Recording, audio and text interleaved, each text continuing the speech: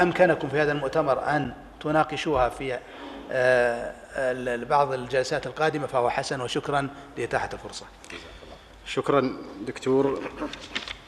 في الختام أتقدم بالشكر الجزيل لسعادة أمين عام الهيئة الدكتور أحمد المغامس وجميع أعضاء الهيئة على تفضلهم ودعوتهم لي ولزملائي في هذا اللقاء المبارك، وأشكركم أيها الإخوة جميعا على حضوركم وتفضلكم بالاستماع إلى هذه الندوة ومشاركتكم في الحوار، وأسأل الله سبحانه وتعالى أن يوفقنا وإياكم جميعا لما يحبه ويرضاه، ويرزقنا جميعا الإخلاص في القول والعمل، وصلى الله وسلم على نبينا محمد وعلى آله وصحبه أجمعين.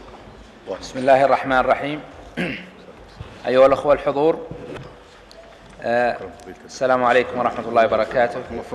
إدراكا لأهمية تطوير التعاون المشترك للرقي بمهنة المحاسبة والمراجعة في المملكة، وفي سياق استشعار الهيئة السعودية للمحاسبين القانونيين بضرورة فتح قنوات التواصل مع الهيئات والمنظمات الدولية ذات الاهتمام بمهنة المحاسبة والمراجعة، توقع الهيئة السعودية للمحاسبين القانونيين وجمعية المحاسبين القانونيين البريطانية ACCA، وهي الجمعية التي تضم في عضويتها أكثر من 131,500 عضو في 170 دولة، مذكرة تفاهم تهدف إلى تأسيس علاقة تعاون مشترك بينهما في مجال مهنة المحاسبة والمراجعة، حيث تؤسس هذه المذكرة إلى تعاون أوثق في مجالات مهنية عديدة، منها في مجال الحوكمة، وفي مجال الأبحاث الفنية، وفي مجال مراقبة الأداء، وفي مجال المحاسبة الجنائية، وفي مجال تطوير مكاتب المحاسبة الصغيرة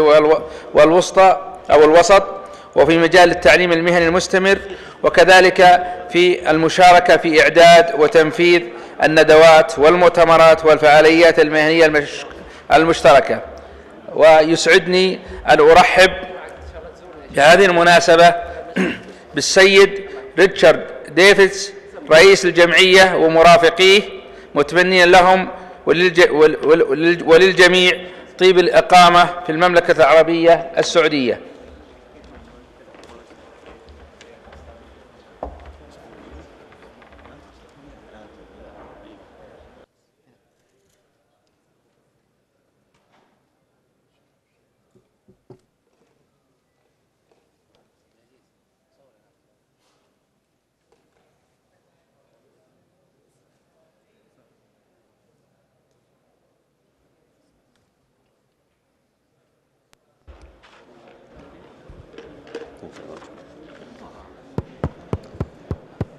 Honored guests, ladies and gentlemen, Salam Alaikum, and a very good morning to you all. It's my privilege to be with you today to mark the signing of this Memorandum of Understanding between the Saudi Organization for Certified Public Accountants, SOCPA, and the Association of Chartered Certified Accountants, ACCA. I'm delighted that we are formalizing this partnership between our two organizations, a partnership which strengthens information and resource sharing and, most importantly, will help support our respective memberships by giving them access to a wider range of events and opportunities. ACCA is extremely proud to be working with SOCPA. We recognize SOCPA as an acknowledged leader in the regional accountancy profession, and through our own work across the Middle East, we're able to see firsthand the significant contribution SOCPA makes in the regional accounting landscape. ACCA also commends SOCPA for the positive impact it has had on the development of the profession in the Kingdom, and through this, the international influence that it has developed. Forging strong and productive relationships with respected bodies like SOCPA enables ACCA to better support its own members, but also, on a broader level, make an informed and collaborative contribution to the growth and development of national professions. With over 131,000 members and 362,000 students in 170 countries, ACCA needs to operate effectively for our stakeholders on a number of levels, nationally, regionally, and internationally. Our network of global accountancy partnerships, some 58 separate agreements with other professional accountancy body partners around the world, and are a key means by which we meet our objective of thinking global and acting local. We also achieve this through a wide network of 82 ACCA offices and centres around the world, placing staff and resources on the ground to support our members and students where they live and work. At the same time, these offices are supported by an international infrastructure and expertise, backed by over 100 years of history and achievement in the global profession. As the global body for professional accountants, ACCA is confident that it can bring a wealth of resources and experience to its partnership with SOCPA, particularly in the areas of strong common interest, such as issues affecting SMPs and the development of good corporate governance. We were particularly delighted to see corporate governance chosen as a focus for SOCPA's conference this year, and commend SOCPA for highlighting this important topic at such a crucial time for the global economy. Now, I know I speak for our staff based here and our global senior management team when I say how much we are looking forward to developing this valuable collaboration over the months and years to come. Thank you very much.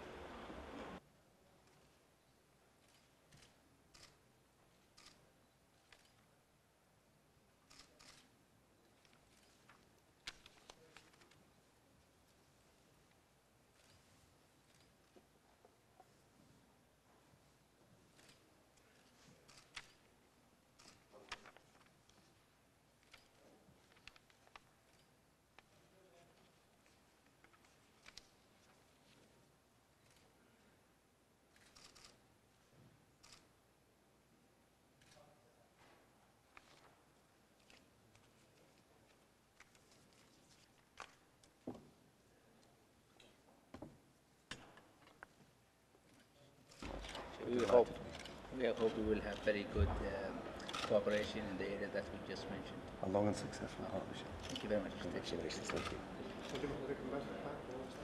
Okay. If you mind Just exchange seeing the photos. Okay. Thank you. Thank you very much. Thank you.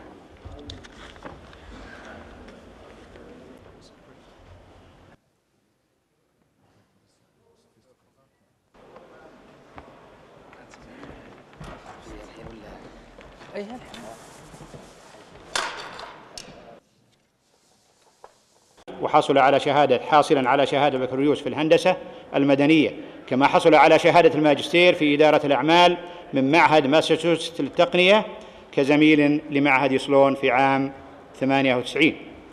عمل عضواً في مجلس إدارة شركة بترون وهي المشروع المشترك لأرامكو السعودية في الفلبين، كما شغل منصب رئيس معهد إدارة المشاريع فرع الخليج العربي، وعمل عضواً في الجمعية الدولية الاقتصادية للطاقة أو لاقتصاديات الطاقة.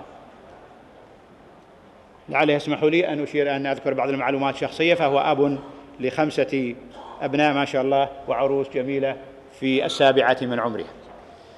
أدعوه للتفضل بالحديث عن الأبعاد الرئيسية لحوكمة الشركات. لعله يلتزم بالوقت، 25 دقيقة أو أزود قليلا أو أنقص قليلا. شكرا لكم. شلون يطفي له؟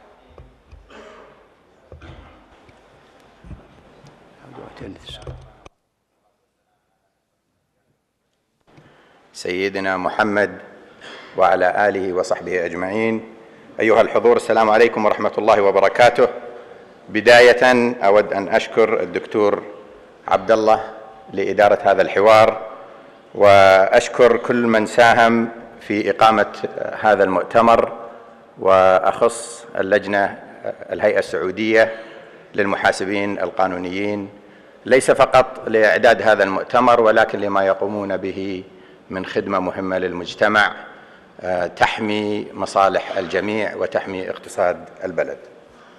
يعيش اليوم أزمة مالية، يعيش العالم أزمة مالية عالمية اندلعت نيرانها في صورة انهيارات متتالية لعدة مؤسسات مالية كبرى، من بنوك وشركات تأمين وشركات تمويل عقاري وصناديق الاستثمار، وشملت تداعياتها أسواق المال والبورصات العالمية في صورة انخفاضات حادة متوالية للمؤشرات، وامتدت تأثيراتها إلى جميع أنحاء العالم وإلى جوانب الاقتصاد في صورة ركود بدأ يخيم على حركة الأسواق.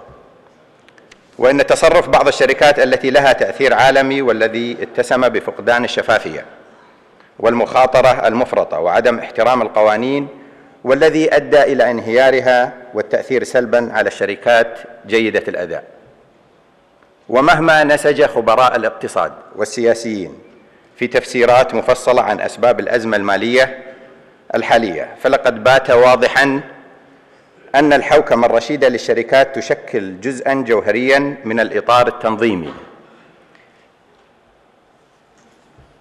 والضروري لأي سوق تقوم على أسس سليمة، وأن مصطلح الحوكمة بات لفظاً متداولاً في القاموس الاقتصادي، وهو من أهم المعايير التي تقيس بها مؤسسات التقييم الدولية قدرة المنشأة والشركة على الأداء والالتزام بالقواعد العامة. لن أحاول في هذا اللقاء أن أقدم تعريفاً للحوكمة، وإنما سأقدم بعض الأفكار التي تحفزكم كأصحاب عمل ومديرين ماليين ومراجعين داخليين وخارجيين ومسؤولين حكوميين لتقييم مستوى الحوكمة في المؤسسات التي تديرونها أو التي تشرفون عليها. سوف أركز في حديثي على موضوعين. الأول هو دور مجلس الإدارة في الحوكمة، ومن ثم سوف أعرف عن مبادرة قامت بها أرامكو السعودية مع شركات رائدة، ألا وهو تأسيس معهد للمدراء أعضاء مجلس الإدارة في الخليج العربي.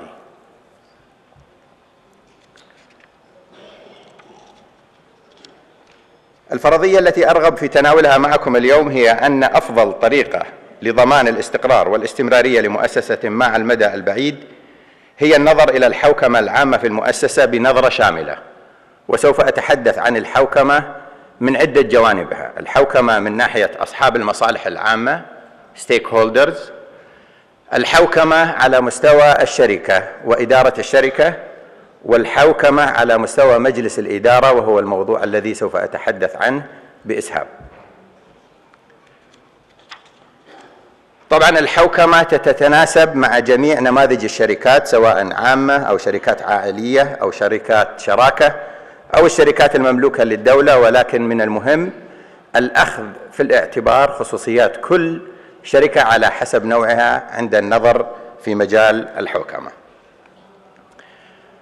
بناء على دراسة حديثة نجد أن معدل العمر للشركات في العالم يتناقص، وطبعا هناك عدة تفسيرات لأسباب هذا التناقص، منها زيادة التحديات والتعقيدات في العمل، زيادة المتغيرات التي تواجهها الشركات، كذلك أسباب أخرى. لكن المهم الذي يجب أن ندركه أن تناقص هذا في زيادة في أعمار المؤسسات له أثر سلبي، ولذلك تجد أن الحوكمة تعمل بالدور الأساس لضمان استمرارية ونجاح المؤسسة. دراسة أخرى تشير أن المستثمرين على استعداد لدفع مبالغ إضافية للاستثمار في الشركات ذات الحوكمة الجيدة، خصوصا في الأسواق النامية.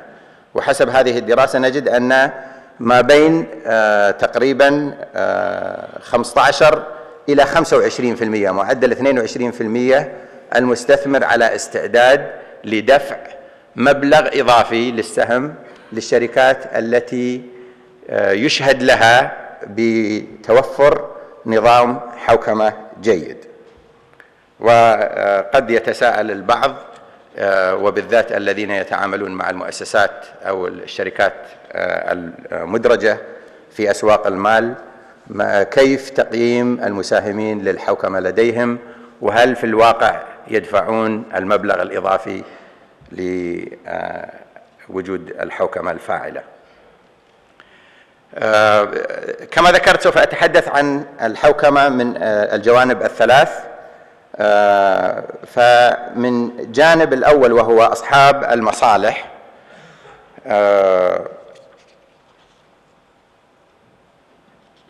ثم أولا خليني أتحدث عن الحوكمة على مستوى الشركة.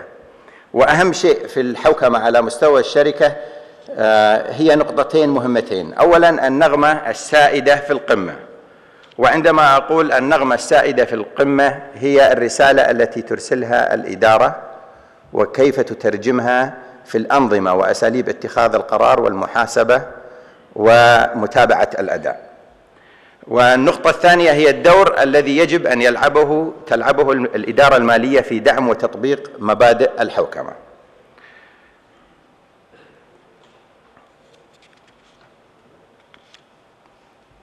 الإدارة المالية مرت في مراحل تطور كثيرة تعتمد على حسب نضج وكفاءة المسؤولين الماليين في الإدارة، فانتقل التوقعات وأدوار الإدارة المالية من دور المسجل فقط إلى الوصي على المعلومات، إلى المعلق، إلى المستشار.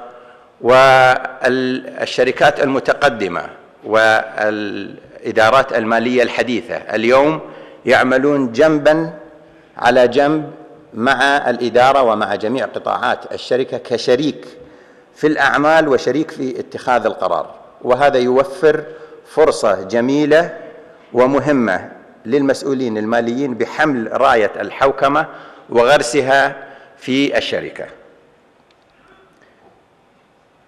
يعني توضيح بسيط، إذا تنظر إلى سلسلة القيمة في أرامكو السعودية من اكتشاف وتطوير إلى عمليات التصنيع وتخزين وتوزيع إلى التسويق، نحن في الإدارة المالية نعتبر أنفسنا شركاء مع جميع قطاعات العمل، وتجد أن الإدارة المالية متواجدة ليس فقط في المكاتب ولكن في الميدان مع جميع قطاعات العمل، تدعم اتخاذ القرار وضبط المعلومات والتأكيد بأن الأداء يتم بمراجعة متكاملة. يعني تصور آخر، إذا في الجانب الرأسي تجد نشاطات الشركة، وفي الجانب الأفقي هي المجالات المتعددة للإدارة المالية كي تعمل جنبا على جنب مع إدارات الشركة الأخرى. طبعا الحوكمة تتعدى حدود الشركة كما ذكرت، وتشمل أصحاب المصالح أو ستيك هولدرز، ومن المهم أن يكون هناك وجود شركات ناجحة تسعى لخدمة المجتمع بشكل عام والمساهمين بشكل خاص، والقيام بالتنمية التي تفي باحتياجات الجيل الحالي دون المساس بقدرة الأجيال القادمة على الوفاء باحتياجاتهم، وحفظ حقوق جميع من له علاقة بالشركة من مساهمين وموظفين وعملاء وغيرهم، ودعم مسيرة التنمية الاقتصادية وتحقيق الاستقرار للبلاد. هذا يأخذني للجزء الأخير من الحوكمة في مجلس الإدارة، وهو الذي أنا أعتقد من أهم الأدوار التي يجب أن تلعبها مجلس الإدارة في وضع الأسس الناجحة للحوكمة. مسؤوليات مجلس الإدارة تشمل 6 محاور مهمة: حماية جميع حملة الأسهم، وليس فقط من عين الشخص في مجلس الإدارة، ويجب على مجلس الإدارة فهم وإدارة المخاطر التي تواجه الشركة. كذلك المشاركة في وضع استراتيجية الشركة وصياغة تطلعات النمو للإدارة. ويجب أن نقف عند النقطة الثانية والثالثة، والحقيقة مجالس الإدارة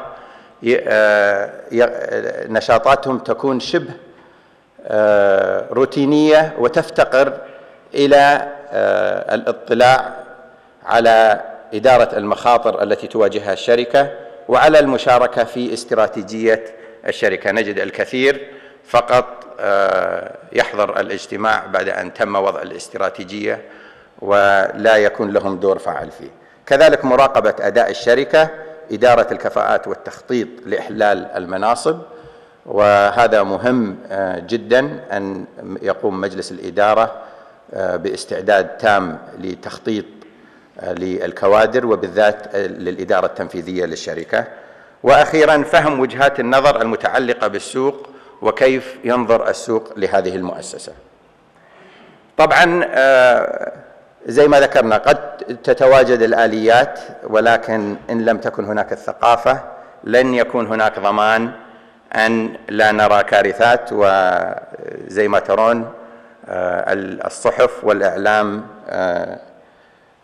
يتحفنا كل يوم بقضايا للأسف تهدد الاقتصاد وتضر بالمستثمرين.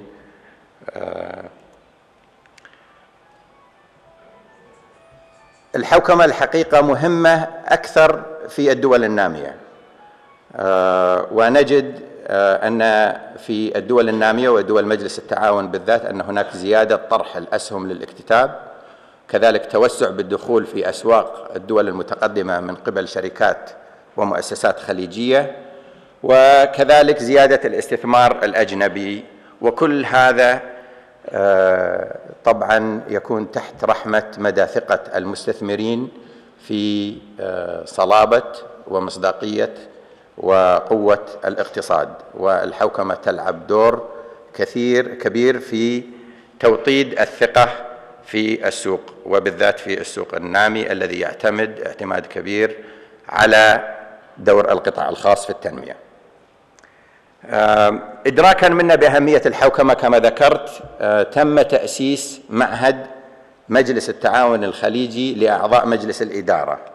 وأهم أدوار المجلس هو تنمية قدرات أعضاء مجلس الإدارة، إنشاء شبكة إقليمية من أعضاء مجالس الإدارة، نشر مواد ومعلومات قيمة عن مجالس الإدارة، ومنح حوكمة مجالس الإدارات أولوية أكبر على جدول أعمال المنطقة.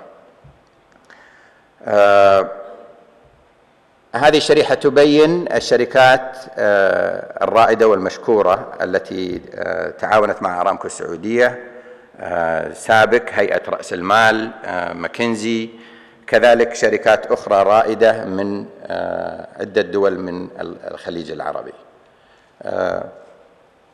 الحقيقة التزام المدراء التنفيذيين وقت إطلاق هذه المبادرة يتجسد فيما ذكر بعض المدراء التنفيذيين. الأستاذ عبدالله جمعة الرئيس التنفيذي لأرامكو السعودية سابقا وقت إطلاق هذه المبادرة ذكر أن معهد أعضاء مجلس الإدارة هو فكرة قد آن وقتها.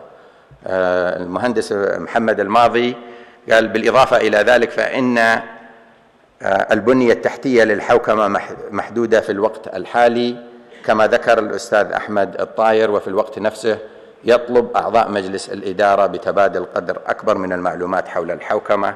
كما أضاف بقية الأخوان كلمات كلها تبين أهمية دور الحوكمة ودور المعهد في خدمة أعضاء مجلس الإدارة.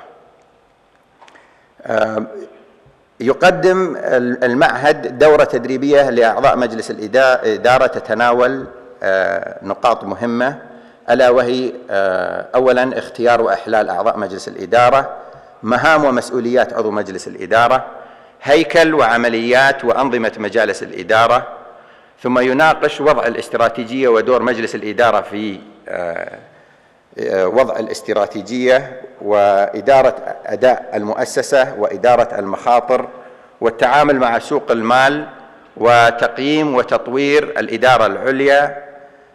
كذلك يتطرق إلى موضوعين مهمين، أولا هو اللي هو الخامس، سرعة التغيير وفعالية السلوك والتفاعلات أثناء الاجتماعات. Team dynamics between board directors. نجد أن كما سوف أشير له في المسح الذي عمل أن مجالس الإدارة يفتقرون إلى تفعيل دورهم في هذا المجال. وأخيرا دور مجلس الإدارة في تقييم أداؤه كمجلس إدارة، فعاليات مجلس الإدارة، السلوكيات الفعالة في اجتماعات مجلس الإدارة. وتم عقد 7 دورات تدريب، وتم تدريب تقريبا 70 عضو مجلس إدارة. أطلق معهد أعضاء مجلس الإدارة بحوث شاملة للاستطلاع على فرص الارتقاء بكفاءة مجلس الإدارات في منطقة مجلس التعاون، والمسح شمل تقريبا 100 شخص من دول مجلس التعاون. سوف أتطرق إلى نتائج هذا البحث بسرعة.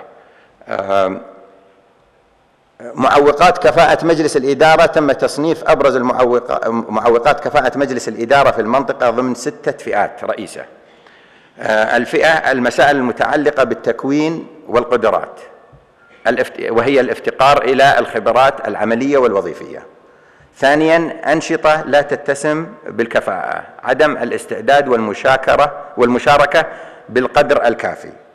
ثالثا هيكل وإجراءات وأنظمة لا تتسم بالكفاءة، عدم الاستعانة باللجان بالصورة الكافية في أعضاء مجلس الإدارة في الخليج. مسائل متعلقة بالأدوار والمساءلة، تأثير حملة الأسهم الأغلبية على القرارات للأسف. صعوبة قيام مجلس الإدارة بدوره، وذلك بسبب قضاء وقت أقل في التعامل مع الموضوعات الهامة. وأخيرا الافتقار إلى تقييم المجلس، وإجراءات تقييم المجلس تكون شبه معدومة. نسلط الضوء أكثر على بعض أبرز المعوقات. فنقص في المعرفة والخبرة، الافتقار إلى الخبرات العملية والمرتبطة بنشاط الشركة، الافتقار إلى الخبرات المالية، والافتقار إلى فهم وتطبيق أفضل ممارسات حوكمة الشركات. عدم وجود أعضاء مجلس يتسمون بالكفاءة، الافتقار إلى الالتزام، وأعضاء مجلس إدارات غير منتجين. عضوية المجلس تستخدم للحصول على المكانة الاجتماعية. طبعا هذه كلها ذكرت من قبل الأخوة الذين شاركوا في المسح الذي تم إعداده. الافتقار إلى الخبرات الدولية سوف نسلط الضوء عليها أكثر بعد قليل. الافتقار إلى التمثيل الدولي داخل المجلس، وليس هناك استعداد لتعيين الأجانب المؤهلين كأعضاء. عدد الأجانب في مجالس الإدارات الخليجية ما زال منخفض، بالرغم من أنه يعتقد أنهم يضيفون فوائد لهذه المجلس كما يشير الاستبيان. وأغلبية أعضاء مجالس الإدارات في دول مجلس التعاون الخليجي هم أعضاء غير مستقلين، وهذا لا يتفق مع المعدلات العالمية. وكما نرى أن المعدل عندنا متدني كثير مقارنة بأوروبا أو الولايات المتحدة، بالرغم من أن هناك إدراك بأن وجود أعضاء مجلس الإدارة المستقلين له أثر كبير في زيادة الكفاءة. يقل اعتماد مجالس الإدارات في دول مجلس التعاون على اللجان مقارنة بالمجالس في أوروبا، ويمكن هذا يفسر لماذا يعتقدون أن الاجتماعات لا تتناول المواضيع المهمة بسبب عدم وجود اللجان المتخصصة. 47% فقط من مجالس الإدارات في دول مجلس التعاون لديها لجان تدقيق.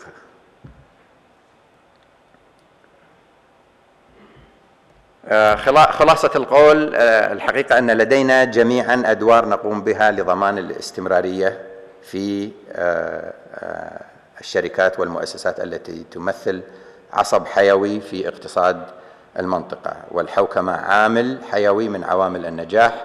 الحوكمة تشمل آليات ومفاهيم، فحتى إذا وجدت الآليات إن لم تكن هناك المفاهيم والثقافة والنغمة السائدة من قمة الهرم إلى جميع فروع الشركة لن نضمن فعالية الحوكمة.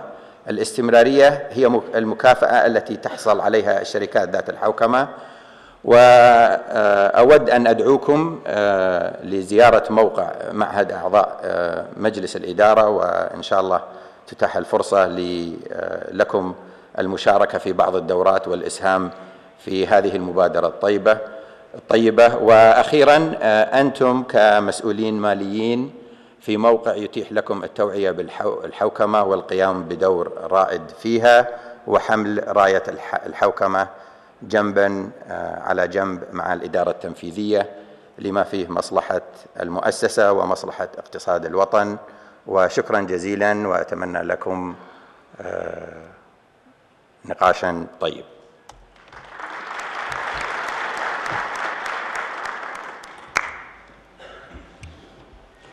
شكرا أستاذ عبد اللطيف على هذا العرض الجميل المتميز.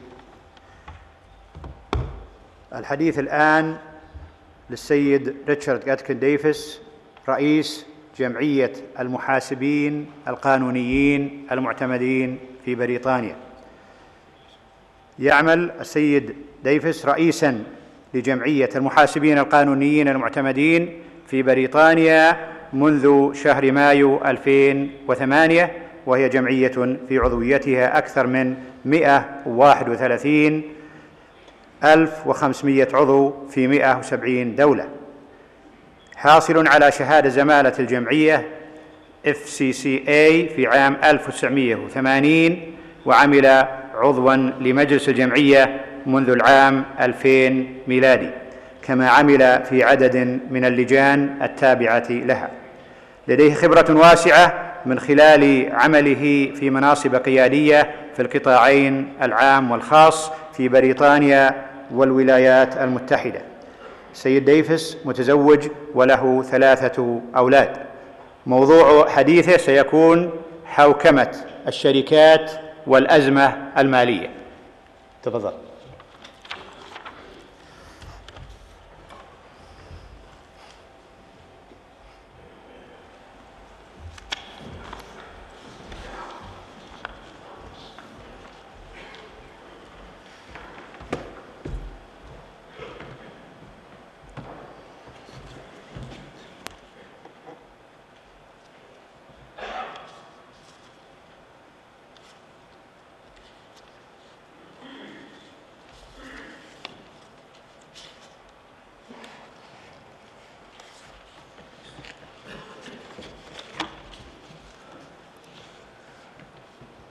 Well, honoured guests, ladies and gentlemen, good morning once again.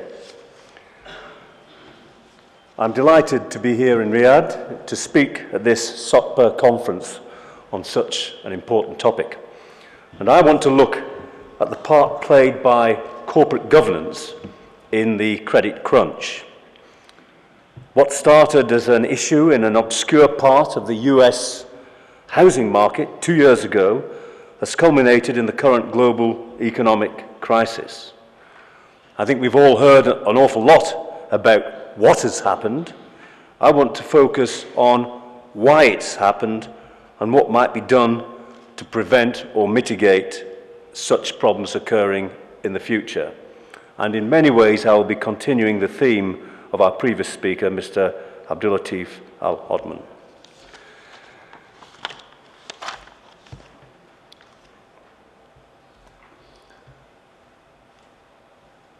Now, there are some people around the world who believed that the economic cycle of boom and bust had been abolished.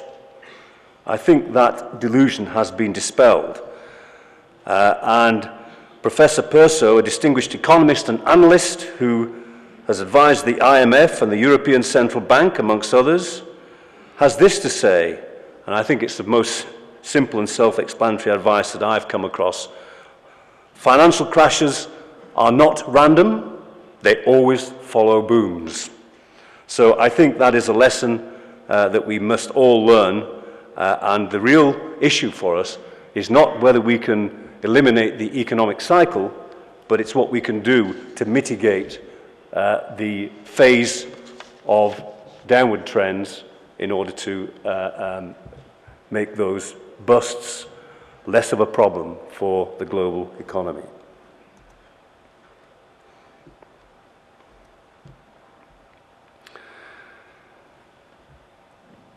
In my presentation, I want to discuss with you the root causes of the so-called credit crunch and what we can learn from the ongoing liquidity crisis.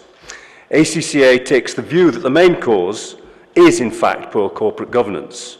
And I'll explain why we think this, and we'll draw on a number of principles of good corporate governance which have been developed by ACCA and its technical team.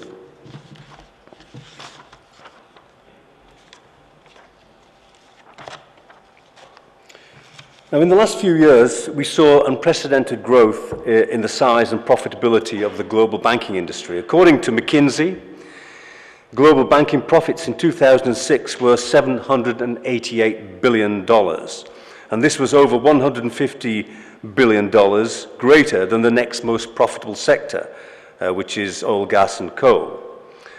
Global banking revenues represented something like 6% of global GDP, and profits per employee in the banking sector were 26 times higher than the average of other industries. I think we now know that such profitability was anomalous.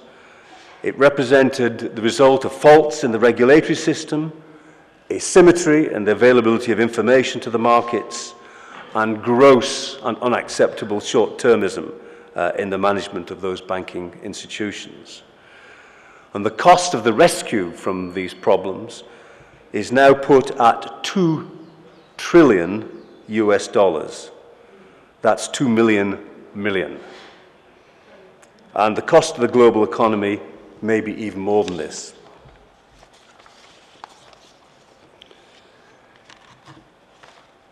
Now, the US losses alone were recently estimated by the IMF at $1.4 trillion. Global losses therefore seem likely, when all this shakes out, to top $2 trillion. Of the 1.4 trillion losses in the US, only half were in the banking sector. That means half were in other sectors of the economy. And less than 1/3 of those losses were represented by bad loans. 2/3 were represented by securities and derivative losses.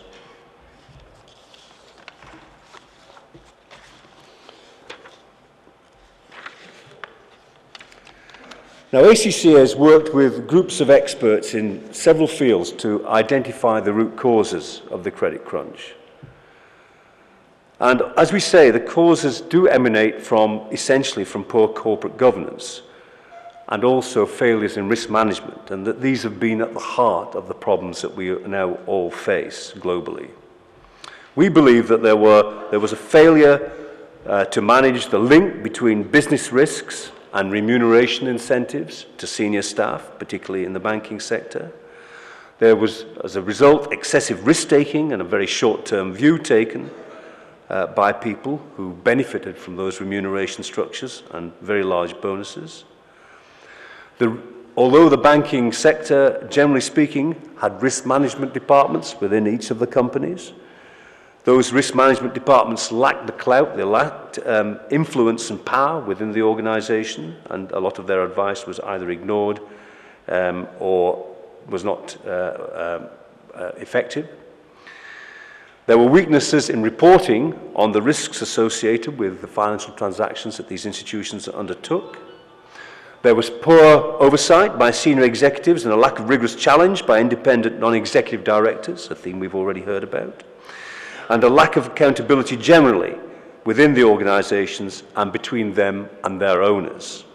These factors combined with imperfections in regulation and monetary policy and led to an excess in credit and ultimately to the severe market dislocations that we've seen globally.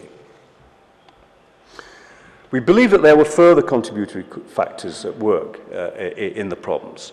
Of course, the development of extremely complex security and derivative products which were not properly understood even within the organizations that invented them. There was an excessive reliance on very high levels of leverage. There was a degree of interconnectedness between financial institutions which we do not believe were fully understood, or that the implications were fully understood. There was a misalignment between the interests of the different parties involved in trading complex financial products. There was, I believe, complacency in the markets after prolonged growth, and there was also a failure to appreciate the cultural factors at work in these organizations and the influence of human greed. So all these factors played a role and made a very complex situation worse. And much discussion is centered on possible regulatory reforms. At ACCA, we believe that changes to regulations will be needed, but that the other changes are also needed to deliver a more systematic and sustainable solution. Because we have to learn lessons not just about regulation, about formal regulation, we have to learn lessons about human behavior. And many of the measures that have been taken in response to previous crises have not delivered the results that we would wish. And I think the Sarbanes-Oxley Act in the US is a prime example of legislation brought in response to very poor practice in large corporate organizations, which did not, in the end, prevent this new crisis arising. As a result of our research and investigations at ACCA, we produced two key publications in the latter part of last year. Corporate Governance and the Credit Crunch was our first paper, and we followed that up with Corporate Governance and the Risk Management Agenda. And I want to focus a little bit more on this agenda now. It contains 10 principles of good corporate governance, which we believe are important for all types of organizations, apart perhaps from the very, very smallest micro-entities. These principles, we believe, set out the lessons that we have learnt from the credit crunch and point the way through to the future and to more effective governance in our companies. And I'm going to focus on 7 of the 10 principles because of the shortage of time available this morning. Principle 1 says that boards, stakeholders, shareholders should share a common understanding of the purpose and scope of corporate governance. Good corporate governance is about boards directing and controlling the organization in the interests of their long-term owners. But it's also about boards being accountable to the company owners and accounting properly for what they do. Good corporate governance means much more than complying with a letter of regulations and codes. It means adhering to the broader spirit of good governance. And recent events indicate that good governance was lacking at many of our biggest and largest financial institutions around the world. And it's time now for boards to focus on better governance performance, not just on compliance, strict compliance with the form of the requirements of governance. Now, Principle 2 says that boards should lead by example. Boards should set the right tone and behave accordingly, paying particular attention to ensuring the continuing ethical health of their organizations. We should remember again that much of the effectiveness of good management and good governance in companies is about the attitude and the motivation of the employees of the organization. And it is the boards who set the tone for this. And it's therefore important not just to observe, as I say, the formalities of governance, but board members have to be seen to be acting in the spirit of governance by the employees of their organizations. Principle 3 of the agenda says that boards should set clear goals, accountabilities, appropriate structures and committees, delegated authorities and policies. They should provide sufficient resources to enable executive management to achieve the goals of the organization through effective management of day-to-day operations and monitor management's progress towards the achievement of these goals. So that a fundamental role of the board is to provide direction and control. Control means that the board should monitor. it was clear, and it is clear, that non-executives have not provided the degree of challenge in many of our key corporates that is required in order to ensure that the executive management teams are acting responsibly and in the interests of all the stakeholders of their organisations. I put up this quote because I think it's a demonstration of perhaps where things were going wrong. In 2007, the then CEO of Citigroup said these words. He said, "When the music stops, in terms of liquidity, things will be complicated. But as long as the music is playing, you've got to get up and dance. We are still dancing." This may be an appropriate attitude for a trader, but we don't believe it is a suitable attitude for a CEO of a global financial institution to take.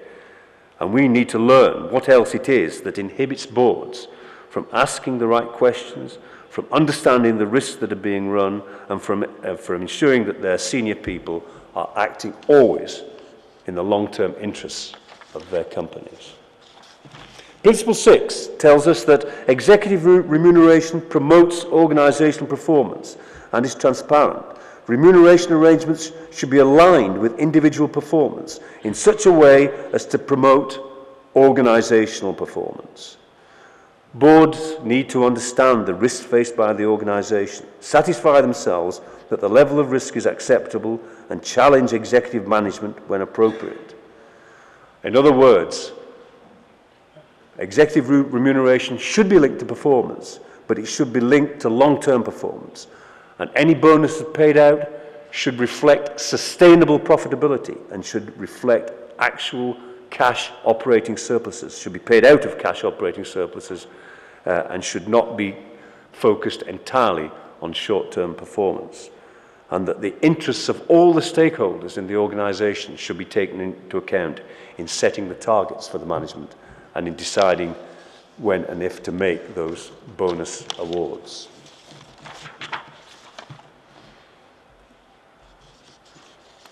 Principle 7 tells us that the organisation's risk management and control should be objectively challenged, independently of line management.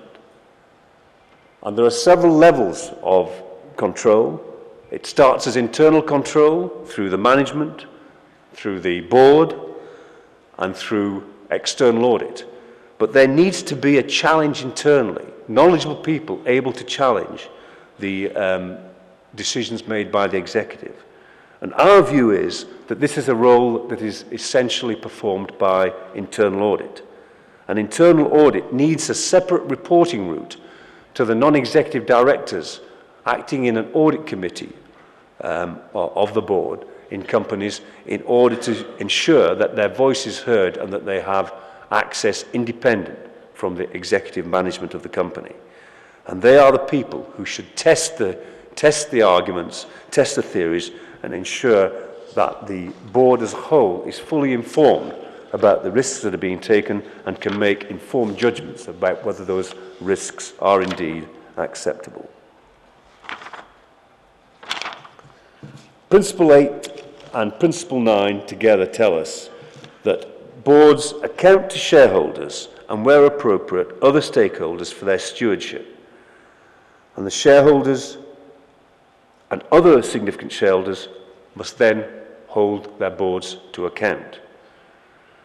Now, we believe that there has been a significant problem in terms of communicating to shareholders precisely how some of these major corporates, and particularly these major banks, have been operating, and that the risks they've been taking have not been properly communicated. But we believe there's another part to the problem, and that is that major shareholders have taken insufficient notice of the information and have taken insufficient interest in what these major companies are up to and the way that they're generating profits. All the pressure has been to make more profits, to grow profits in a way which we now know was unsustainable. So we believe there's a joint responsibility between corporate management and between shareholders to prevent these sort of things happening in the future, and it's a joint responsibility.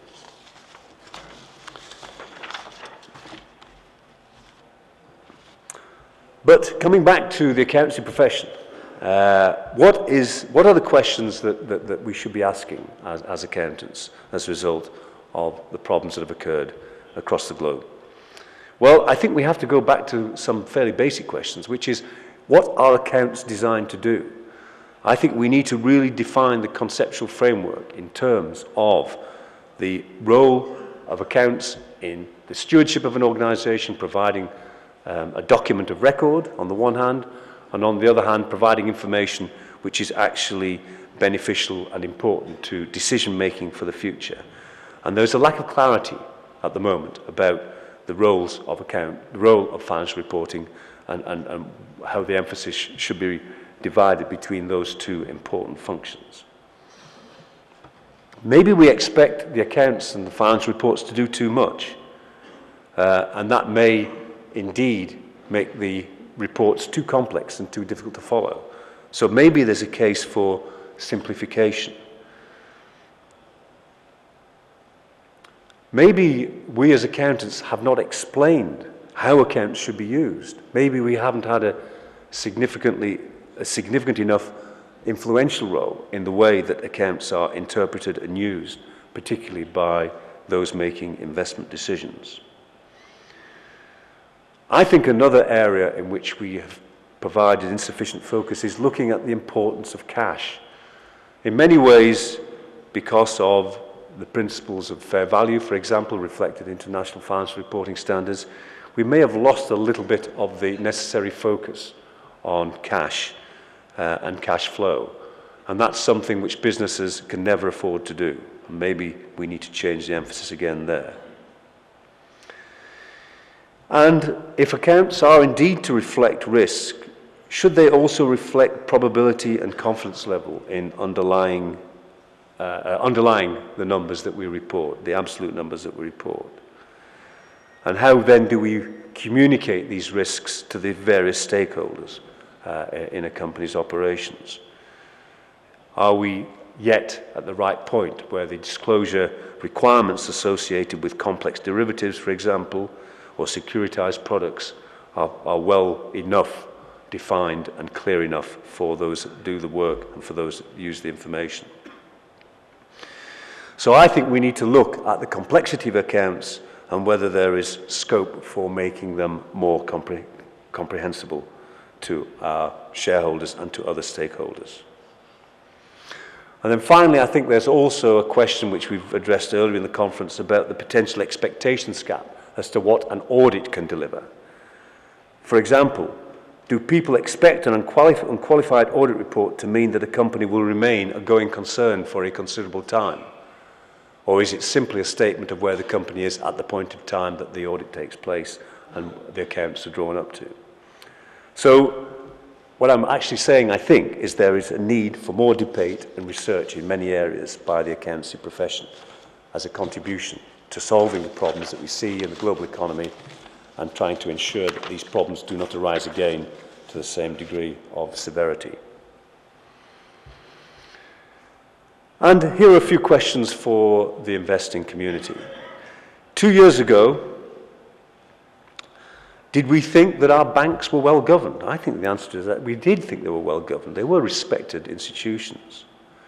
So that perhaps suggests that governance did not necessarily have the right cutting edge and was not necessarily effective, and maybe the emphases were in the wrong places.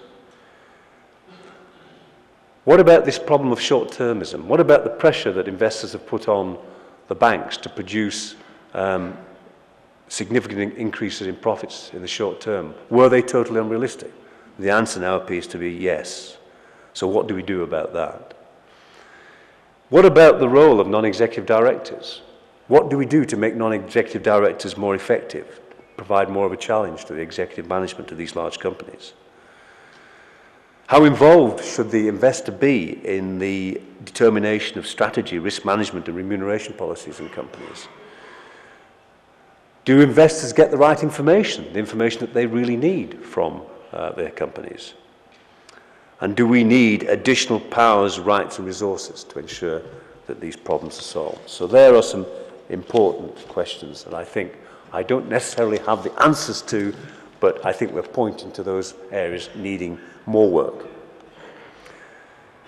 And then finally, I just wanted to briefly mention that ACCA has developed a global economy microsite, which includes the documents I mentioned earlier on, includes our risk management agenda, and a wealth of other resources, and a discussion area where accountants and non-accountants can debate and join the debate on the issues and some of the issues that I've raised today. And as I've indicated in my short presentation, the worst thing we could do is not ask the questions and not learn from everything business has been through in the last year. That way, by asking these questions, at least we should get some gain from the pain that the global economy is suffering. Thank you very much indeed.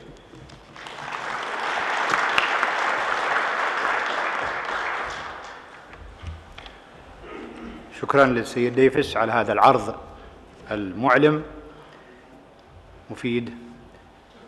والآن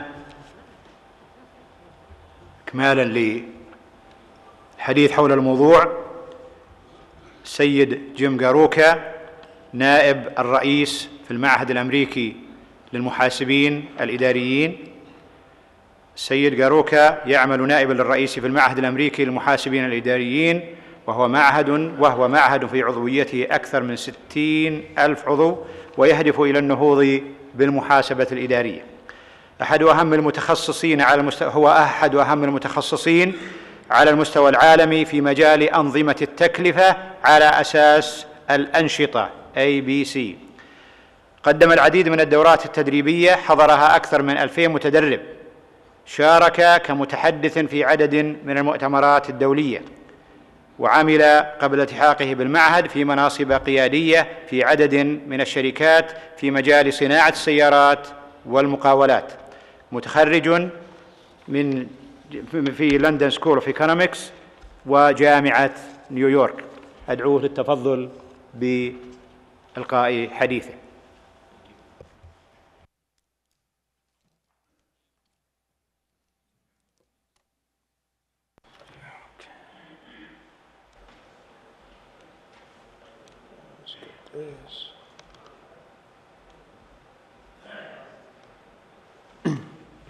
All right, thank you. Ladies and gentlemen, wow, what a great event we have here. I want to thank SOCPA and especially our friends Dr. Al Magamas and Dr. Al Jabber for putting on such a spectacular event. The quality of the program has been first rate. The speakers have been wonderful, and this has just been a truly spectacular 2 days. I want to build on what we've heard over the last 2 sessions and get more into what exactly it means for the IMA in terms of governance and its role in protecting investors. Quite simply, our view is that the only way to get a good audit outcome is by having proper controls in place on the inside. You must build quality from the inside. So again, you must build quality from the inside out. By the time the external auditors catch anything, if they catch anything, it's often too late. With all due respect to my colleagues from yesterday, I believe that in fact the accounting and auditing profession has not come out of this current financial crisis with our reputations intact. I believe that in North America and in Europe, the auditors have been seen to let the public down. The perception is that banks went from great money-making machines to nearly bankrupt in a short space of time, with the auditors still claiming that the banks were solid investments. Again, quality must be built from the inside out. Good corporate governance and high investor confidence starts with proper governance, risk, and compliance policies put in place inside the organization. The external auditors have proven at times that they cannot find the problems when they arise, so the solution has to be to work with the internal management accounting staff to build proper governance, risk and compliance procedures, and make sure that they are followed. Many of the current problems relate back to issues of motivation, compensation, and quite frankly, greed. As Mr. Tidstrom and Garnett spoke of yesterday, and we heard of today, it is the greed of a few people that have caused significant and devastating effects globally. Part of the problem lies in the way these people were compensated. They were incented to take risks, and the poor governance and compliance structures in these organizations was unable to stop them. Now, we heard a few minutes ago of the quote from Chuck Prince, the CEO of Citicorp. He said, "I need to keep dancing." That is not the right way for the CEO of one of the world's largest banks to operate. Him and the board of directors are the gatekeepers. They're the people who are supposed to be looking after shareholder interests. That is not the way to do that, my friends. However, good governance is not enough. Good risk management practices are not enough. And good compliance regulations are not enough. To be effective and to protect investors, they all have to be tied together. And they have to link to strategy of the organization. If your governance, your risk management, and your compliance procedures are not linked to strategy, then they're not going to be effective. GRC is the term that we've been using to describe this. Governance, risk, and compliance. GRC. GRC is the responsibility of all senior organization managers. But it is the management accountant who must act as the gatekeeper for them. Working with the CEO and CFO teams, they need to implement solid GRC practices, procedures, and processes. And they need to be able to monitor these processes. It's no longer the fact of having a bunch of rules and regulations in place. We need to make sure our processes are developed, managed, and monitored. It is my view that certified accounting professionals, whether they be ACCA members, CIMA members, or IMA, CMA members, they are best positioned to implement, manage, and monitor these tools inside the organization. The key being that they need to come from within the organization. In this regard, I'm pleased to announce that yesterday, that IMA and Prince Sultan University signed a partnership agreement to offer the CMA program at their university. It will be offered for both men and women. My hope is that this will further increase the level of professionalization inside the workplace here in Saudi Arabia and help companies better manage governance and risk. I think you'll be seeing more about this in the future as we roll it out. So the question then becomes, how did we get into the mess that we're currently in? And what do we do to get out of it? And are there any lessons learned from it? As we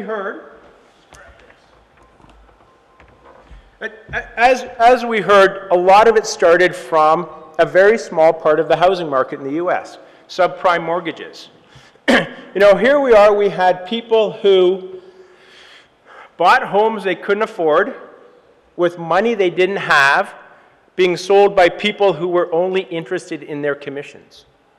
These mortgages were then resold, repackaged, repurposed through banks, through brokers, through securities firms, through hedge firms, packaged into derivatives and all sorts of very complicated financial products and sold throughout the world. As the housing market started to collapse, the whole pyramid started to collapse above it.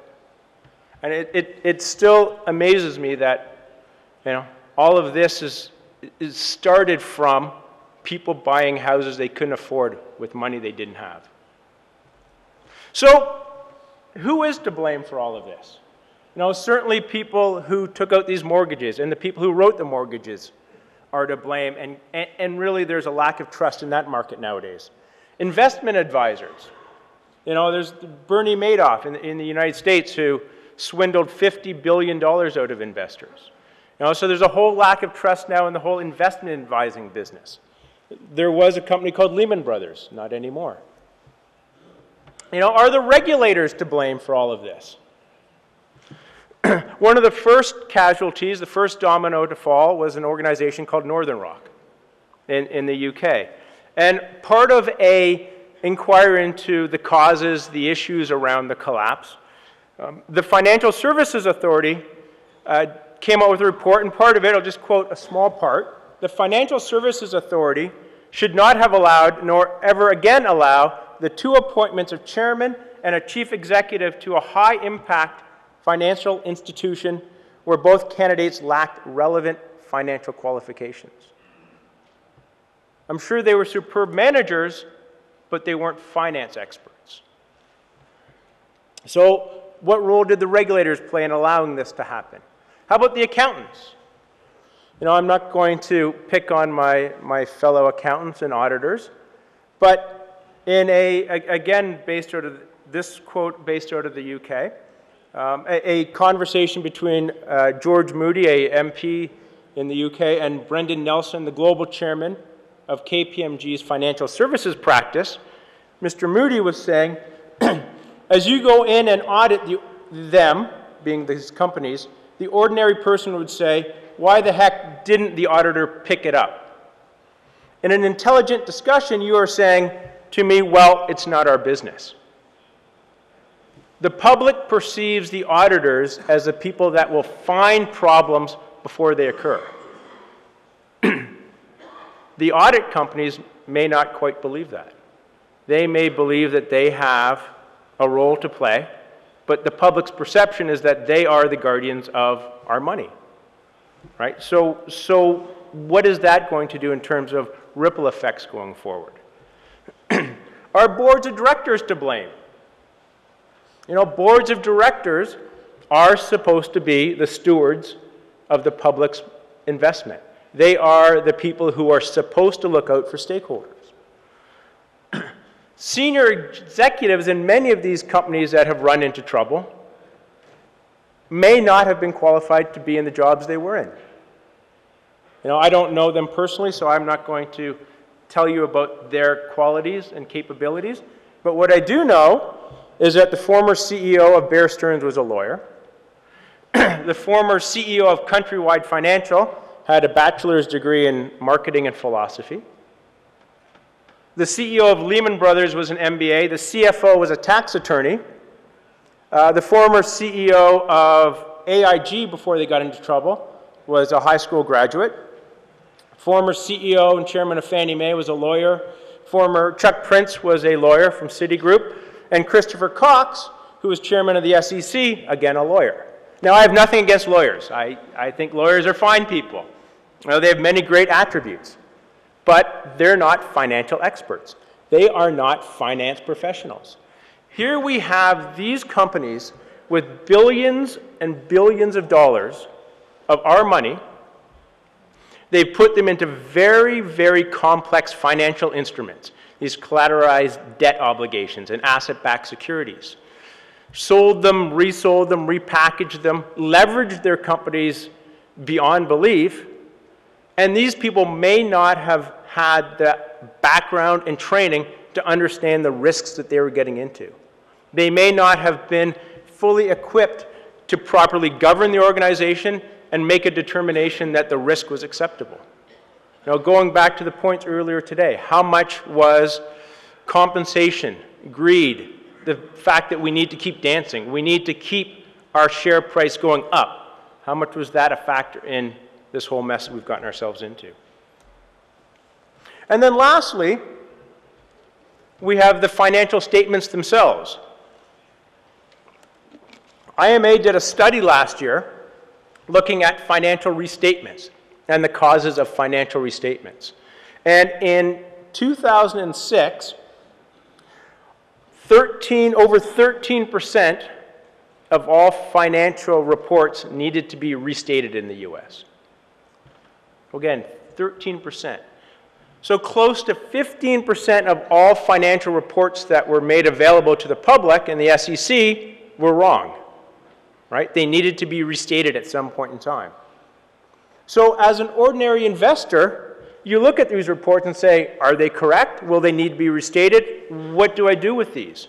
You know, the average investor doesn't have the wherewithal to dissect these annual reports, to look at all the notes, to try to create their own set of reports because, you know, who knows, 15% of them are wrong. Maybe the company I want to invest in is one of that 15%. So what is the answer? Well, part of the answer is good risk management practices. And what we're seeing is a shift from an old view of risk and risk management to a new view, a view of enterprise risk management, where the old view was historically focused. It was based around auditing and based around purely financial risk. And it was focused on the people. Let's make sure our people know the rules, follow the rules, and if they don't follow the rules, we're going to punish them. The new view is much more strategic, so we tie risk into strategy. We do it as a continuous activity, so risk management is part of everything you do in an organization. Every business plan and business case needs to have proper risk management assessments built into them. And it needs to focus on processes and people. So we need to put the right processes in place so that risk is managed properly. And again, it goes back to what we call governance, risk, and compliance. All right? So GRC. So what is GRC? And it's something that, again, it's a consultant's dream because it sounds like something that they can make a lot of money off of. Software companies have developed software tools to implement it. Consulting companies have invented lots of new products and service offerings. You know, so we see a lot of companies say, sounds great, too complicated. In reality, governance, risk, and compliance, or GRC, is not that complicated. It's really putting the right processes and procedures in place in the organization. I'm going to use a personal example to try to explain it to you. Get this, I'm going to walk around a bit. There we go. So governance, risk, and compliance, there's a picture up there, and it is of my wife and my 2 children last year skiing. Now, the children were 2 and 4 at the time, and they love skiing. They absolutely love it. Every weekend, I live in Canada, just outside of Toronto, and we go skiing every weekend, and they love it. I find the cold all a little bit much for myself, but you know, they love it.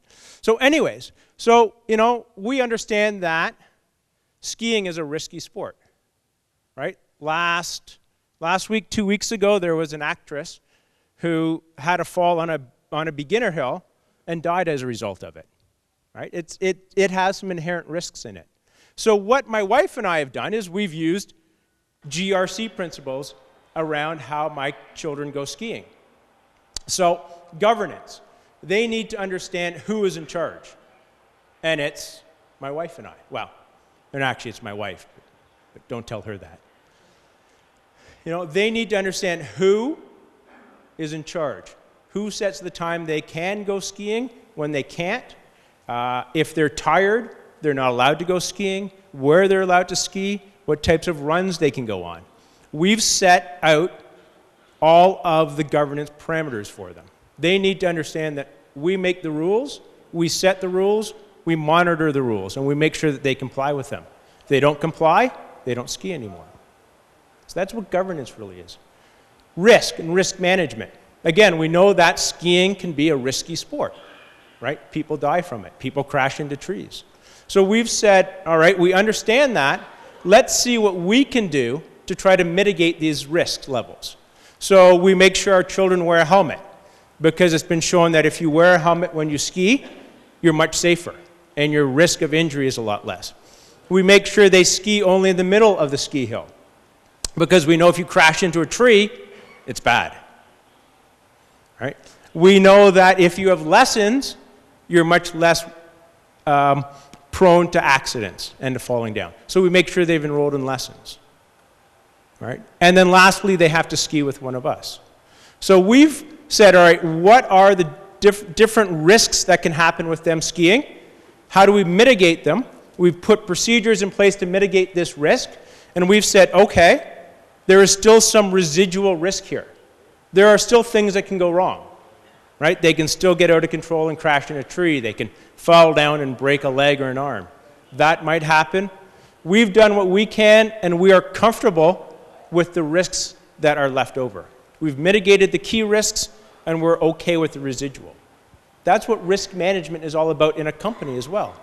And then lastly, compliance, right? Compliance with both external laws, rules, and regulations and internal policies and practices. So they need to make sure that they listen to the rules and regulations the ski hill imposes. They need to listen to the rules and regulations that we impose around when to ski and where to ski and who to ski with and how to get on and off a chairlift and so on. They need to understand that there are compliance issues and rules to follow, and if they don't follow, that there are consequences. In this case, they're not allowed to ski anymore, right? Same thing in an organization.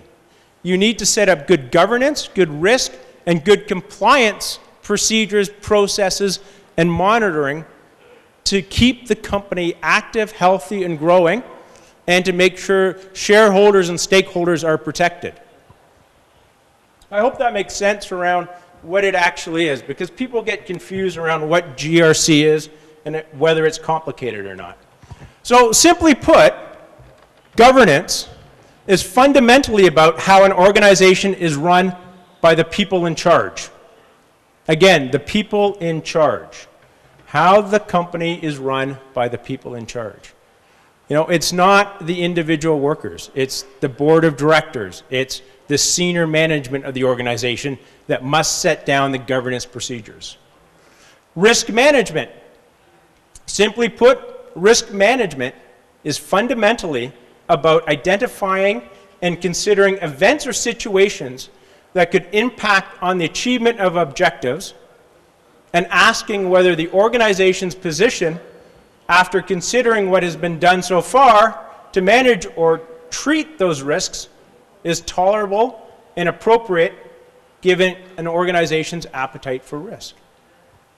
Big sentence, but you know, so every organization has to understand what their level of risk tolerance is and then manage to that level. And organizations are all going to have different levels of risk tolerance.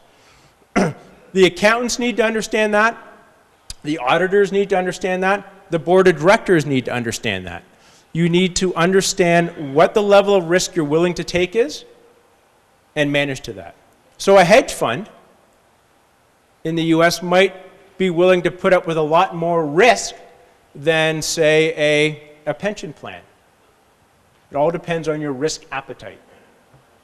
And then compliance, simply put, compliance in business is about ensuring external laws and regulations and internal policy directives are being complied with at a level consistent with corporate morality and risk tolerance.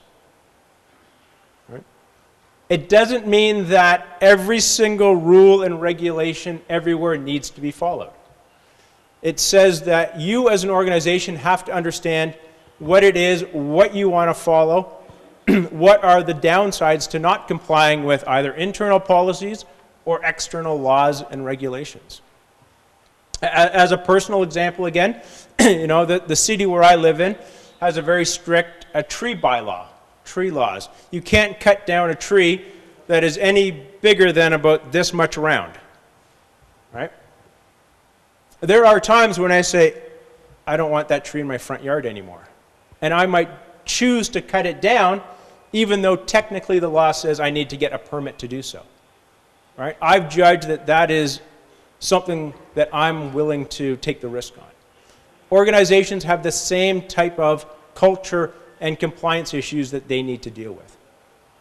So again, organizations need to make sure they understand their governance structure, how it ties into risk, how it ties into compliance, and lastly, how it ties into strategy. All four of those need to be in place, need to be actively managed and monitored by both the board and senior management to be effective.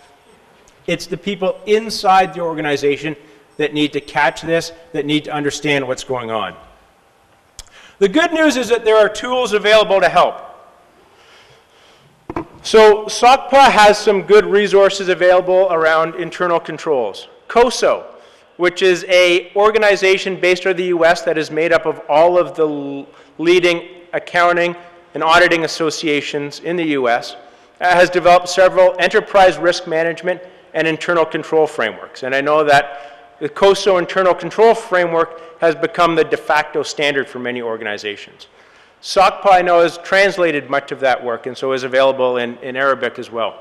IMA has some great information, has a great website on GRC and governance, has lots of tools and research available.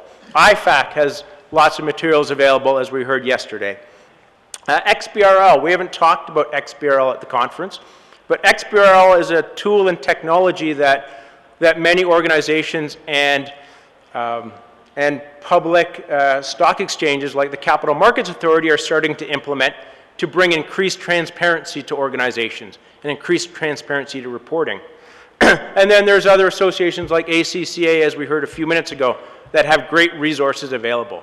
You need to make sure you take advantage of these resources to make sure that organizations are doing what they can to protect themselves and protect their shareholders and stakeholders. Just want to leave you with one final point, which is the auditors have a role to play in this. They are the checkers, the quality control at the end of the process.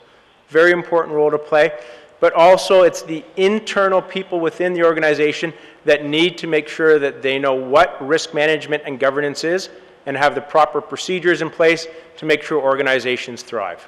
Thank you.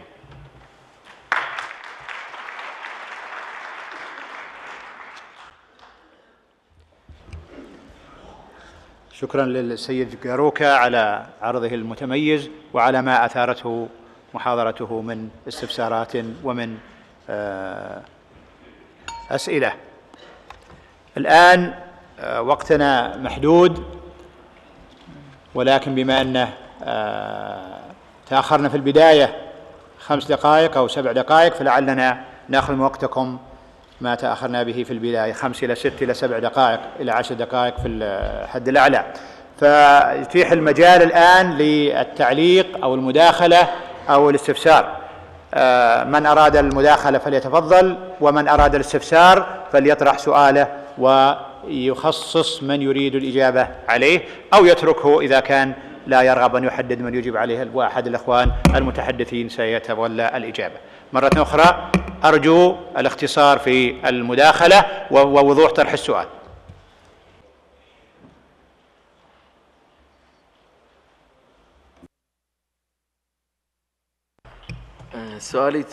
My question is to Mr. Davis. I'm going back to the remuneration and the bonuses that this executive is getting. I feel now this is one of the main root causes of the problem. So can we come out of this conference with a specific recommendation to the Saudi Capital Market Authority to look at this in detail and give recommendation to the community? Thank you. As an accountant, I think that I would be reluctant to put forward a detailed proposal for a remuneration scheme and a bonus scheme. But I think the essential requirements of a scheme are the ones that I raised in my presentation, namely that the organisation has got to decide what it is trying to achieve. It must align individual targets to its own objectives, and the measurement of success, particularly if that measurement is related to profitability, should be such that that profitability is long-term sustainable. Because what happened clearly in the banks is that profit, I'm putting it reasonably frankly and crudely, profit was manufactured to create bonuses.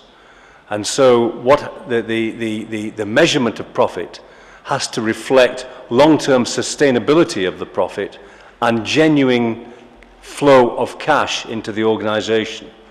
So I say I would be very reluctant to give you here and now a highly specified scheme of remuneration, because that's not really my area of expertise.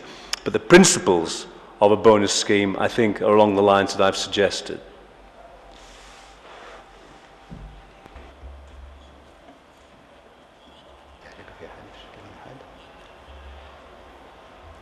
يبدو أن لا أرى. تفضل سلمك، تفضل. بسم الله الرحمن الرحيم.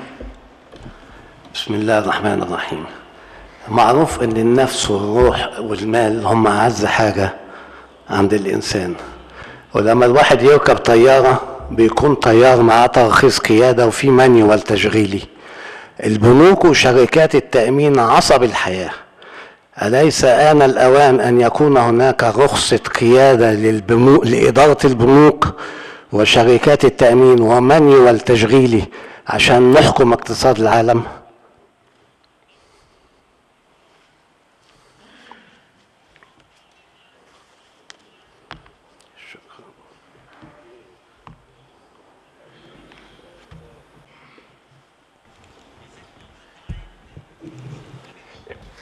Let me maybe start with that. You know, it's an interesting question whether we should license and certify people into certain specific roles. We tend to do that for auditors, but no other professions. And I'm not sure that certification and necessary certification is the right approach. I think that to become a certified professional in whatever field you're in is important and is a good sign of good management practices. To legislate that has to happen, I frankly don't think that it will help. You know, in parts of the world there are areas where, for instance, a CMA is required in an organization to do cost audits. And I don't think that has significantly helped organizations be better managed. So, you know, my preference is, you know, again, it's up to the governance of an organization to decide what type of capabilities, skills, and experience they want in their senior management. And if they decide that they want certified professionals of whatever sort, then I think that needs to be their decision. So we have some organizations who have set goals of amount of certified professionals in their organization. And, you know, that's to be applauded, but that should be an individual company's choice.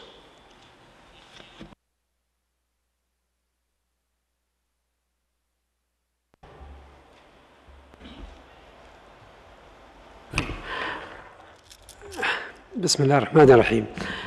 يوسف المبارك. If I may, can I raise a question in English so it will be easier maybe, instead of translating it, can I get it easier maybe. The question is the CRC, which is compliance